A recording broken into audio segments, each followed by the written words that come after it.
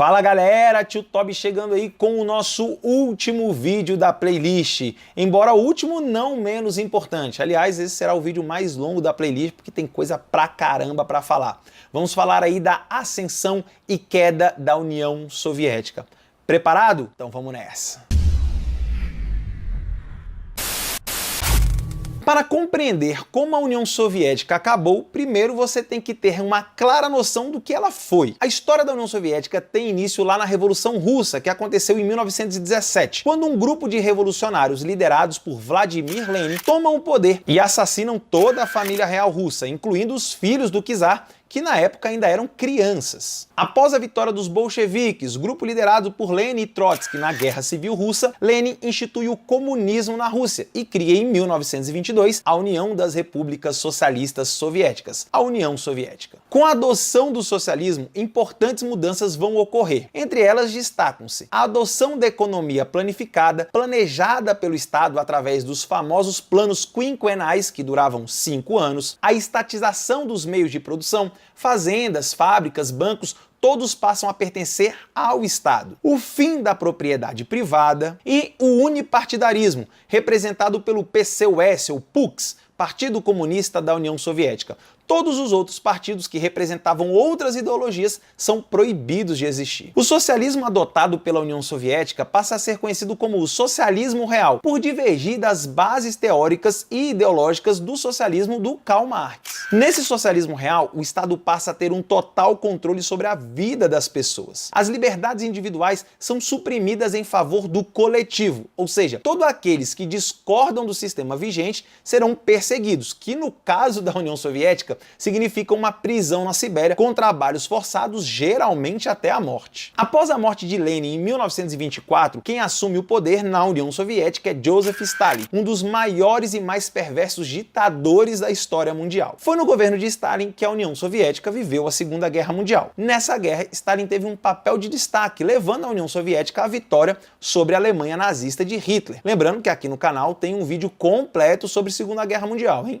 Com o fim da Segunda Guerra Mundial, a União Soviética liberta do domínio nazista todo o leste europeu, que durante a Guerra Fria torna-se área de influência soviética. Os países do leste europeu passaram a ter governos comunistas, uma espécie de governos marionetes, fantoches, que tinham que acatar as decisões tomadas lá em Moscou. Esses países passaram a ser chamados de países satélites, porque eles orbitavam em torno da União Soviética. Era a União Soviética que de fato ditava as regras. A grande exceção a esse poder centralizado da União Soviética era o governo da Iugoslávia, do Marechal Tito, que, embora fosse socialista, mantinha sua autonomia e sua independência das ordens de Moscou. Olha, aqui no canal também tem um vídeo sobre a Iugoslávia e sobre o Marechal Tito. É um vídeo bem legal, vou deixar também o link aqui na descrição. Após a morte de Stalin em 1953, o poder da União Soviética vai passar pelas mãos de outros 6 líderes durante a Guerra Fria. No entanto, apenas 3 deles merecem destaque.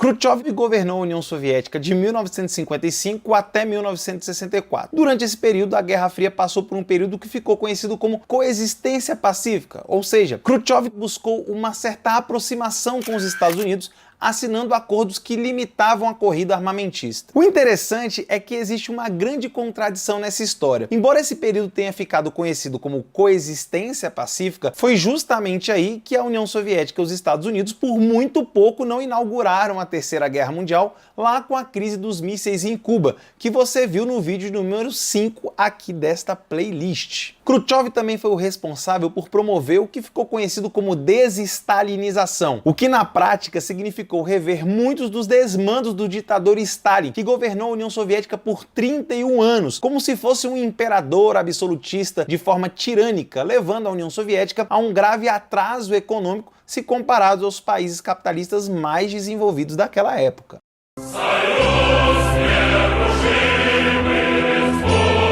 Brezhnev governou a União Soviética de 1964 até 1982. Foi a liderança mais longa no comando da União Soviética durante o período da Guerra Fria, comandando o país por 18 anos. Foi durante o governo Brezhnev que a União Soviética atingiu o seu ápice geopolítico. No entanto, também sob suas ordens, a economia soviética começava a dar sinais de esgotamento. Sua atuação na política internacional é marcada pelo estabelecimento da teoria da soberania limitada, mais conhecida como a doutrina Brezhnev, no qual, segundo o líder soviético, a União Soviética era a responsável pela manutenção do comunismo e que, por essa razão, teria o direito de intervir em países socialistas que demonstrassem qualquer tipo de enfraquecimento. Essa intervenção poderia inclusive ser feita através do uso da força, com envio de tropas do Pacto de Varsóvia. As principais demonstrações da atuação da doutrina Brezhnev foram as intervenções militares feitas na antiga Tchecoslováquia na famosa Primavera de Praga, em 1968, quando tropas do Pacto de Varsóvia, lideradas pela União Soviética, invadem Praga, na época capital da Tchecoslováquia, e impedem uma série de mudanças que visavam, segundo o líder tcheco Alexander Dubček, uma humanização do socialismo, concedendo mais liberdades para a população. E também houve a intervenção lá no Afeganistão em 1979. O governo Brezhnev incentivou, financiou e armou diversos grupos comunistas na América Latina, na África e na Ásia, elevando muitos gastos com armamentos e na manutenção do comunismo em muitos países pelo mundo. Esses elevados gastos militares, a grande corrupção de seu governo, aliados à forte repressão às liberdades individuais, mergulharam a União Soviética em uma profunda crise econômica e social que iriam explodir no governo de Mikhail Gorbachev.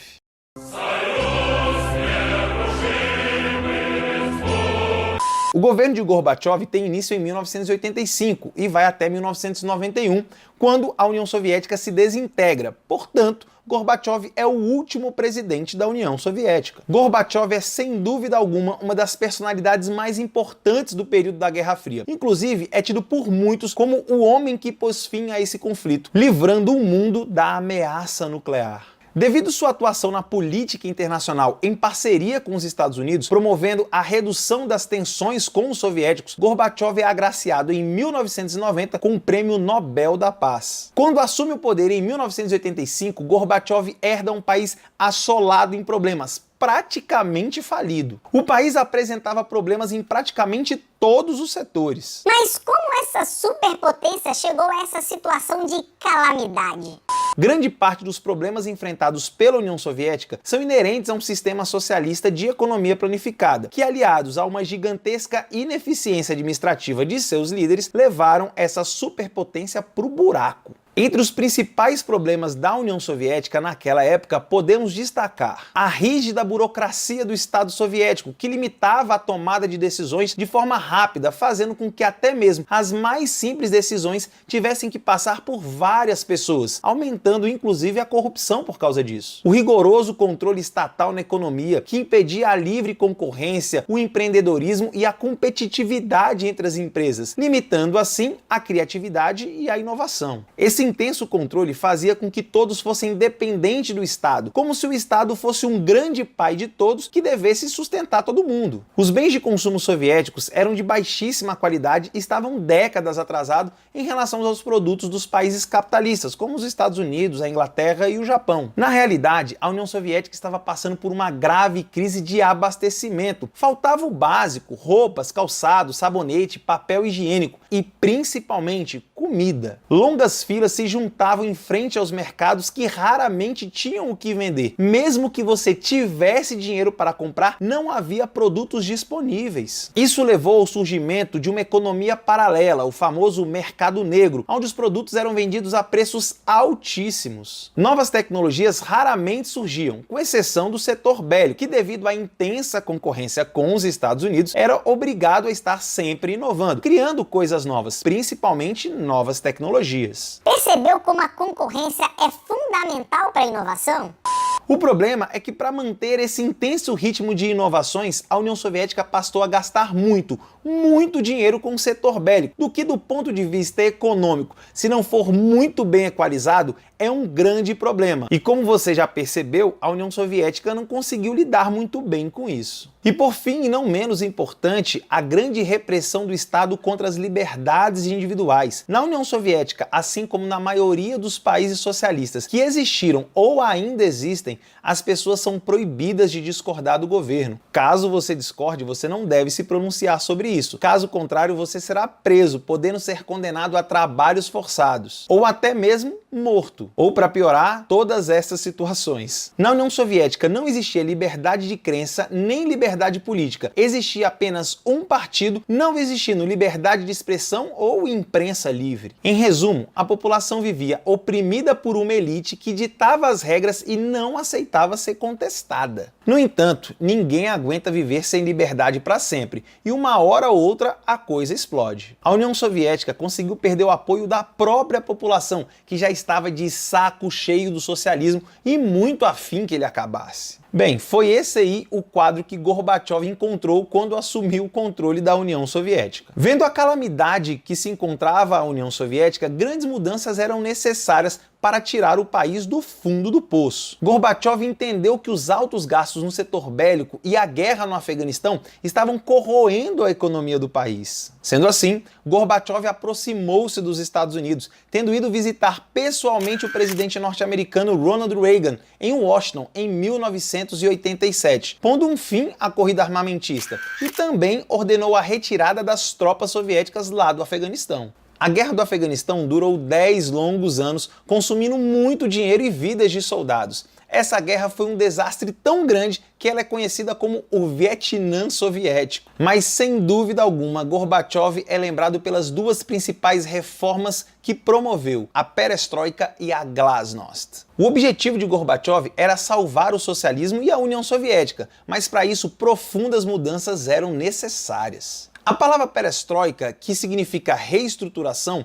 foi aplicada na área econômica. Só lembrando que a economia soviética no final dos anos 1980 era de total calamidade, passando inclusive por uma grave crise de desabastecimento, algo parecido com o que a Venezuela vive atualmente. As principais medidas adotadas pela perestroika foram reduzir os gastos destinados à indústria bélica, permitir a abertura de algumas empresas privadas, redução de incentivos fiscais, estimulação à entrada de capital estrangeiro no país, enfim, reduzir a interferência do Estado na economia e introduzir algumas características da economia de mercado. Contudo, a perestroika foi um grande fracasso. A economia e a população da União Soviética não estavam preparados para essas mudanças, que inclusive chegaram muito tarde, quando a economia já estava muito deteriorada e a população totalmente insatisfeita. Já a Glasnost, que significa transparência, foi aplicada na política, cujas principais medidas foram o combate à corrupção, o fim da censura à imprensa, a permissão para a criação de novos partidos, pondo fim à política de partido único, e a libertação de presos políticos. Com a implantação da perestroika e da Glasnost, Gorbachev passou a não interferir nas grandes mudanças que varreram o socialismo do leste europeu, como na Polônia, na Tchecoslováquia, que acabou se fragmentando em dois novos países, a República Tcheca e a Eslováquia, na reunificação da Alemanha, que ocorreu após a derrubada do Muro de Berlim em 1989, e na independência das repúblicas bálticas em 1991. Aí você deve estar pensando que com esse jeito de ser, Gorbachev conquistou todo mundo e conseguiu salvar a União Soviética. Mas foi justamente o contrário que aconteceu. No final das contas, Gorbachev se viu completamente isolado. Na União Soviética, houve a formação de dois grupos antagônicos, os militares, que compunham a linha dura, que não queriam perder os privilégios, tampouco o poder, e os liberais, que achavam que as reformas eram muito tímidas e que deveriam ser rapidamente aprofundadas. À medida que o prestígio internacional de Gorbachev crescia por permitir que a democracia aflorasse, sua popularidade interna batia recorde de rejeições. Foi aí que, em agosto de 1991, os militares da linha dura promoveram um golpe, colocando parte do exército na rua e prendendo Gorbachev. No entanto, esse golpe fracassou, pois sofreu pesadas críticas no âmbito internacional e principalmente porque enfrentou forte resistência dos liberais, liderados pelo Boris Yeltsin,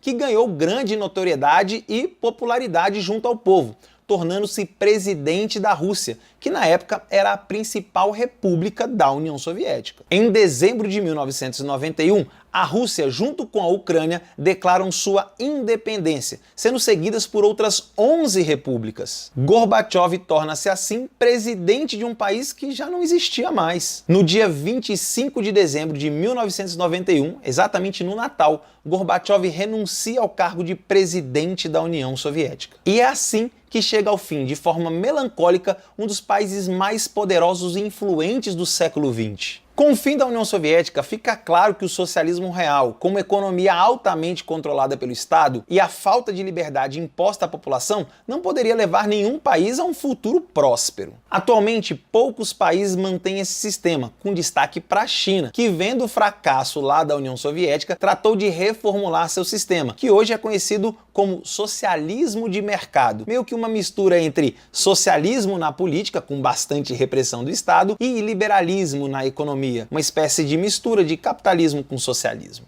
Com o fim da União Soviética, surgiram 15 novos países, que, tentando manter algum tipo de relação, 12 deles formaram a Comunidade dos Estados Independentes. As exceções ficaram por conta das repúblicas bálticas, a Letônia, a Estônia e a Lituânia, que preferiram se afastar dos ex-países da União Soviética e procuraram aproximação com a União Europeia. Aliás, olha aí, a União Europeia, aqui no canal também tem vídeo sobre isso. A Rússia tornou-se a principal herdeira da União Soviética, herdando a maior parte do arsenal nuclear, do território e do assento no Conselho de Segurança das Nações Unidas. O fim da União Soviética deu início a uma nova era, pondo fim à bipolaridade, surgindo a nova ordem mundial com a multipolaridade. Mas aí, isso já é um assunto para um outro vídeo. Agora, pera aí. Você já estava desligando, né? Agora presta atenção aqui rapidinho.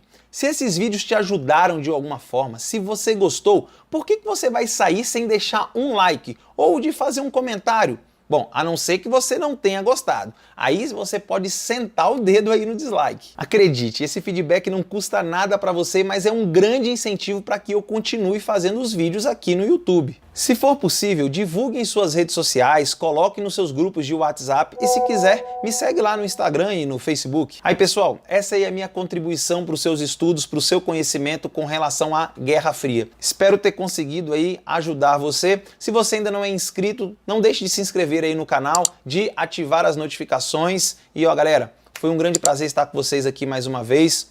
Um beijão do tio Toby e até o próximo vídeo.